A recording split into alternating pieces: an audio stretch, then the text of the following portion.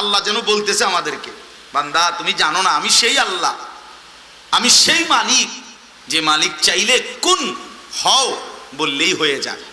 তোমার মতো মানুষ বানাইতে, পিচ্ছি বাচ্চা এটা বানাইতে আমার তো 1 সেকেন্ড লাগার কথা না। কথা বলেন না কেন? মানুষ যখন প্রথম মায়ের পেট থেকে বের হয় তখন তো তাল গাছের সমান হয় নাকি? এই পিচ্ছি বাচ্চা আল্লাহ বলেন এটা তো আমি 1 সেকেন্ডও লাগার কথা না, কুন বললেই হয়ে যায়, ফায়াকুন হও বললেই হয়ে যায়।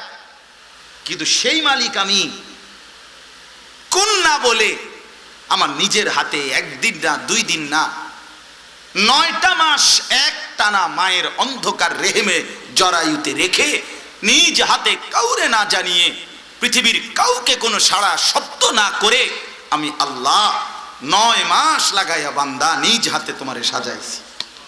তুমি জানো না আমার কত যত্নে সৃষ্টি, তুমি জানো না তুমি আমার কতটা মায়ার সৃষ্টি, কতটা মায়ার। আমি নিজ হাতে নাক লাগাইছি, আমি নিজ হাতে চোখ লাগাইছি, আমি নিজ হাতে কান লাগাইছি। তোমার মারে জিজ্ঞেস করো, তুমি যখন 6 মাস বয়সে তোমার পেটে মায়ের পেটে ছিলা, আমি আল্লাহ কোনোদিন জিজ্ঞেস করছি কিনা তোমার মাকে যে মা তোর ছেলের নাকটা কোথায় লাগাবো? কই জিজ্ঞাসা করছে?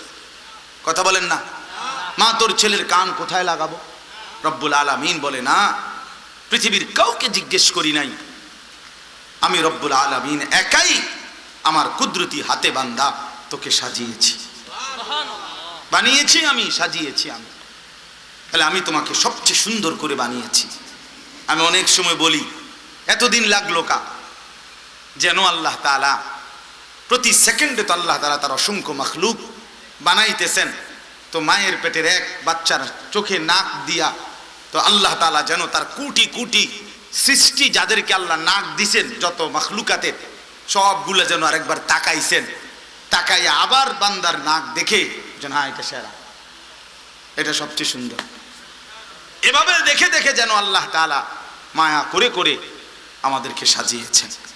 তাহলে আল্লাহ তাআলা বলেন বান্দা তুমি আমার বড় সবচেয়ে পছন্দের সুন্দর বানানো, আমি দেখতে চাইছি তোমার জিন্দেগিটাও যেন সুন্দর হয়। আমি তোমারে আমার জন্য বানাইছি, গোটা পৃথিবী আমি তোমার জন্য বানাইছি। তুমি আমার, পৃথিবী তোমার। सारे दुनिया तेरे लिए, तू सिर्फ मेरे लिए, मेरे लिए, सारा दुनिया তোমার জন্য। ওয়াল্লাযী খালাকা লাকুম মা ফিল আরদি জামিআ। তুমি কারাকারি করো কেন বান্দা? এগুলো তোমার জন্যই। এরকম করো কা?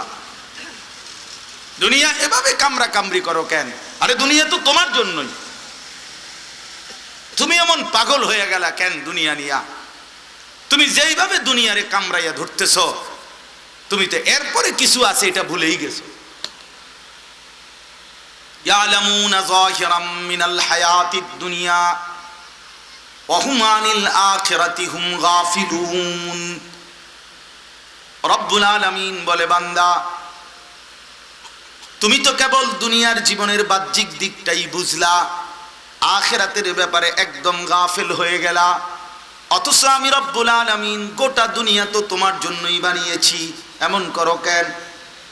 আমার ছোট বাচ্চাটা আমি অনেক সময় দেখি, ছোট বাচ্চা, আমি ও চিপস কিনতে কইছে আমারে, আমি যে কিন্তু সিরা দে মুহের এটা সহ্য হয় না, না অক্ষণে দেন এটা। আরে ভাই আব্বু দিচ্ছি তো না, এটা সিরা দেই না, না না সিরা দেওয়ার দরকার, অক্ষণ দিয়ে না তো দিতে হইলে তো এটা ছিটতে হইবে, তো তুমি এটা বাইর করবা কেমন? না এই সময় নেই, এই সময় নেই। আরে তো সিরা আমি তো তোমার জন্যই কিনছি এটা। আজকেও কুমিল্লা পাসপোর্ট অফিসে ছবি উঠাইতে গেছি, তো তখন এই বাচ্চা সাথে ছিল, মানে হে চিপসটা আমি সিরা দেবো, হের এটা সহ্য হয় না, অক্ষণে দিয়ে লাগ তো দিয়ে লাইলে তো আবার কইব যে এটা সিরা দেন, এটা বলবে না? তাহলে এটা যেন এমন আল্লাহ তাআলা বলতেছেন বান্দা আরে দুনিয়া তো আমি তোমার জন্যই বানাইছি, তুমি এরম করো কা? এত মিথ্যা, এত চুরি, এত ডাকাতি, এত দুর্নীতি, এত সুদ, এত ঘুষ, এত কিস্তি, এত বাটফারি, এত সিটারি, এত ধোঁকাবাজি কেন করো বান্দা? এই সমস্ত বাটপারি সিটারি কইরা যা কামাই করছো, আল্লাহর কসম বান্দা আমি কিন্তু তোমাকে স্বাভাবিকভাবে এটাই দিতাম, এর দূরে দিতাম, এর দূরে দিতাম। ইন্না রাব্বি ইয়াবসুতুর রিজকা লিমান ইয়াশা ওয়া ইয়াকদির। আল্লাহ তাআলা বলেন, নবী আপনি বলে দেন যে নিশ্চয়ই আমার আল্লাহ যাকে পছন্দ করেন, ইচ্ছে করেন, তাকে অনেক রিজিক দেন, আবার যাকে ইচ্ছে করেন তারে কমায় দেন। এক মার দুই ছেলে, মা দুজনের জন্যই দোয়া করছে, সবাই দুইজনের মাথাতে হাত বুলাইয়া দিছে, মা দুইজনেরই আদর করছে, চুমা দিছে, কিন্তু এক সন্তানের আয় হয়তো অনেক, আরেক সন্তান সামান্য। এমন হয় না? কথা বলেন না কেন? তো তাহলে বুঝা গেল ফয়সালা কোথায়? আসমানে, আল্লাহর কাছে। ওয়াফিস সামাই রিজকুকুম ওয়া মা তুআদুন। আল্লাহ তাআলা বলেন তোমাদের রিজিক আসমানে, তোমাদের রিজিক আসমানে। আমার ভাই, তো আমি এটা বলতে চাচ্ছি, আল্লাহ তাআলা আমাদেরকে চাইছেন আহসানু আমালা। বান্দা তোমার আমল সুন্দর হোক, তোমার জিন্দেগি সুন্দর হোক, তোমার হাসি সুন্দর হবে, তোমার কান্না সুন্দর হবে, তোমার রাত সুন্দর হবে, তোমার দিন সুন্দর হবে, তোমার ঘর সুন্দর হবে, তোমার বাজার ব্যবসা সুন্দর হবে, পুরা জিন্দেগি সুন্দর হবে। এই জন্যই তো আমি আল্লাহ তাআলা গোটা পৃথিবীবাসীকে কত শত নিয়ামত দিছি তোমাদের ইমানদারদের জন্য, পুরা জিন্দেগি সুন্দর করার জন্য আমি আল্লাহ আমার রাসূল তোমাদেরকে দিয়েছি। লাকাদ মান্নাল্লাহু আলাল মুমিনিনা ইয বাআসা ফীহিম রাসূলাম মিন আনফুসিহিম। আল্লাহ তাআলা বলেন ইমানদারদের উপরে আমি আল্লাহ বিশেষ যেই নিয়ামতটি দিয়েছি সেটা কি? বাতের থালা নাকি তা বিল্ডিং? হ্যাঁ, এটা কোনো আহামরি কিছু বলেন না কেন? আপনার 3 ছেলে বিদেশ, তো কিছে? আপনার 3 ছেলে বিদেশ, আর ইটালি তাই 3 জন, তো কিছে এতে? এটা কিতা মানে? এটার মধ্যে একটা ফুটাঙ্গিরির কি বিরাট কিছু নাকি? মানে আপনার কপাল, সান কপাল, আপনি 3 ফুট ইটালি।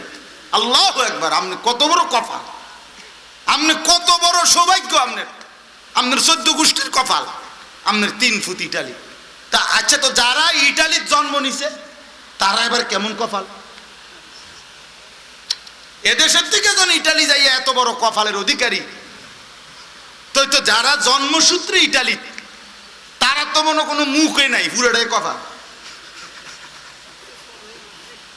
কথা বুঝছেন না?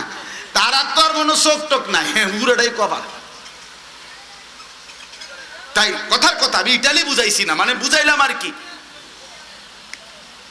তো আপনি যদি মনে করেন এটা কপাল, এটাই সৌভাগ্য, তাহলে ওই ইউরোপে জন্মগ্রহণকারী যে মানুষগুলো তারাই তো সবচেয়ে বড় ভাগ্যবান, অথচ তারা তো বেঈমান। কথা বলেন না কেন? ওরা বেঈমান না? ওরা ইহুদি, ওরা খ্রিস্টান, তারা তো বেঈমান, ওরা মালউন। এই জন্য বাপ আমার, সারা দুনিয়া যদি আপনি 112 পান, এটা কোনো সৌভাগ্যের কিছু না, এটা সৌভাগ্যের কিছু না, এটা ধোঁকা, এটা তামাশা। ওমা হাদিহিল হায়াতুদ দুনিয়া ইল্লা লাহবু ওয়া লাইব। আল্লাহ তাআলা বলছে, বান্দা বিশ্বাস করো, দুনিয়া শুধুই তামাশা, দুনিয়া শুধুই খেলাধুলা। ওয়া ইন্নাদ দারাল আখিরাতা লাহিয়াল হায়াওয়ান। আখিরাতের ঘর জান্নাত, সেটাই কেবল জীবন, সেটাই বেঁচে থাকা। তো আমি আপনাদের কাছে বলছি, আমরা প্রত্যেকেই কথা বুঝতে চেষ্টা করি। আল্লাহ তাআলা আমাদেরকে বানিয়েছেন সবচেয়ে সুন্দর করে, আর আল্লাহ তাআলা চাচ্ছেন আমাদের জীবনটাও যেন হয়ে থাকে সবচেয়ে সুন্দর। আর সবচেয়ে সুন্দর হবে রাসূলুল্লাহ সাল্লাল্লাহু আলাইহি ওয়াসাল্লামের সুন্নাত তরিকা অনুসরণ করে। তিনি যা করছেন, তিনি যা বলছেন, তিনি আমাদের জিন্দেগি যেভাবে দিক নির্দেশনা দিয়েছেন, এইভাবে যে একটা হবে, এটাই সবচেয়ে সুন্দর। আপনি যদি বলেন তুলনার কিছু নাই, প্রতিটা সুন্নাত আহসান। কথা বোঝেন নাই? প্রত্যেক কাজে নবীজির সুন্নাত যেটা, এটাই সবচেয়ে সুন্দর। একেবারে যুক্তি দিলেও এটা সুন্দর।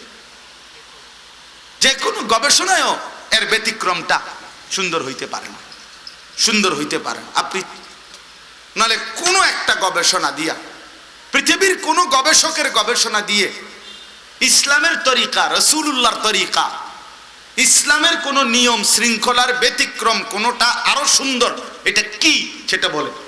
জেনারেল শিক্ষিত একজন ছেলে ভাই বলে, কোন সেটা কি? যে এটা ইসলামের নিয়ম হলে এরকম, কিন্তু তার চাইতে সৌন্দর্য উত্তমটা হলো এই ইউরোপিয়ানদের এটা, এই নিয়মটা, এটা কি আছে এমন কিছু কারো জানা মতে? জানলে, অথবা এখন না জানলে পরে জানলেও আমার জানাই, আবার আমু আমি এটা বুঝতাম আমনের থেকে, অসুবিধা, আমি তো এদিকেই থাকি, কাছে কিনারেই থাকি, আবার আসবো। এমন নাই, এমন নাই বন্ধু। বরং যা কিছু রাসূলুল্লাহ সাল্লাল্লাহু আলাইহি সাল্লামের সুন্নাত, তরিকা, ইসলামের নিয়ম যা, তাই আহসান। এটা গাছ জোরের কথা না, এটাই বাস্তবতা, এটাই যুক্তি নির্ভর কথা, এটাই শতসিদ্ধ কথা। যা ইসলাম তাই সুন্দর, যা সুন্নাত তাই সুন্দর, যা কোরআন সম্মত তাই সুন্দর, যা সুন্নাত সম্মত তাই সুন্দর। এর ব্যতিক্রম কিছু সুন্দর হইতে পারে না, সুন্দর হইতে পারে। তাইলে এখন আমাদের জীবন যদি সুন্দর বানাইতে হয় তো রাসূলুল্লাহ সাল্লাল্লাহু আলাইহি সাল্লামের অনুসরণ করতে হবে। আল্লাহ তাআলা এরপরে বলছেন, বান্দা তোমাকে বানিয়েছি সুন্দর করে, আমি দেখতে চাই তোমার কর্ম যেন হয় সবচেয়ে সুন্দর। এবার আমি ওয়াদা দিলাম, ওয়ালা নাজজিয়ান্নাহুম আজরাহুম বিআহসানি মা কানু ইয়ামালুন। বান্দা বানিয়েছি তোমারে সবচেয়ে সুন্দর করে, তোমার জীবনের কর্ম, হায়াতের কর্মগুলো এটাও যদি হয়ে থাকে সবচেয়ে সুন্দর, তো আমি আল্লাহ ওয়াদা দিলাম হাসরের ময়দানে আমি আল্লাহ তোমাকে বিনিময়ও দেব সবচেয়ে সুন্দর। সৃষ্টি তোমার আহসান, কর্ম তোমার আহসান, বিনিময় তোমার আহসান। ওয়ালা নাজজিয়ান্নাহুম আজরাহুম বিআহসানি মা কানু ইয়ামালুন। বিআহসান, এই যে আহসান, এই শব্দ আল্লাহ, বিনিময় হবে অসাধারণ। হাসরের ময়দানের পুরস্কারও দেব সবচেয়ে সুন্দর।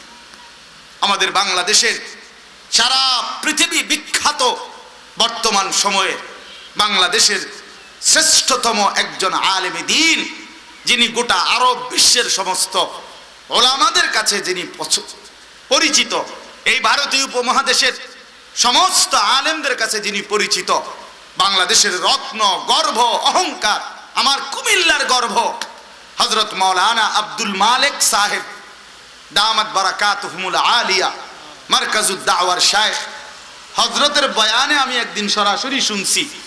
হযরত বলেন, এই আহসান, আল্লাহ যে সবচেয়ে সুন্দর বিনিময় দিবে, এ কথার মানে কি?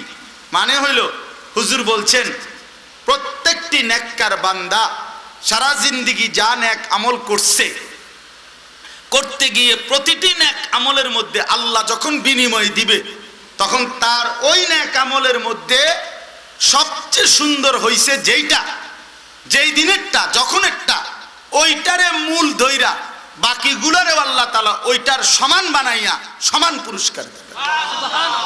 না বুঝছেন না? বুঝলে আবার কইবেন সুবহানাল্লাহ। আবার একটু ভাঙ্গা কই। অর্থ হইল, মনে করেন আলু কিনতে গেছে, আর বেড়াই কইছে, ভাই আপনি সবটি বাচ্চা বড় বড়টি নিবেন। জি না, ঠিক আছে, আমি বেতন লাগতো না। কথা বলেন না কেন? আপনি বড় ছোট মিললে নিবেন, অরে ঘরে, আমরা দেশে কয় অরে ঘরে, মানে ছোট বড় মিললে কি করবেন? নিবেন। কাঠের দোকানে দেখবেন, কাঠের দোকানে ওরা বলে যে 12.5, 12.5 বোঝেন? অর্থাৎ মাঝখানেরটা যেটা, এটারে কয় সার, আর সাইডে দিয়ে যেটা দুর্বল, এইটারে কি কয়? বার। 12.5 মিললে নিলে এই দাম, শুধু সার নিলে একটু বেশি দাম। কথা বুঝছেন তো? এই 12.5 অরে গড়ে, ছোটই বড়ই, এরকম না। এখন আল্লাহ তাআলার নিজাম হলো এরকম না, বরং মনে করেন আমি মোট 1 লক্ষ রাকাত নামাজ পড়ছি, কথার কথা। এখন আল্লাহ হাসরের ময়দানে আমার নামাজের পুরস্কার দিবে।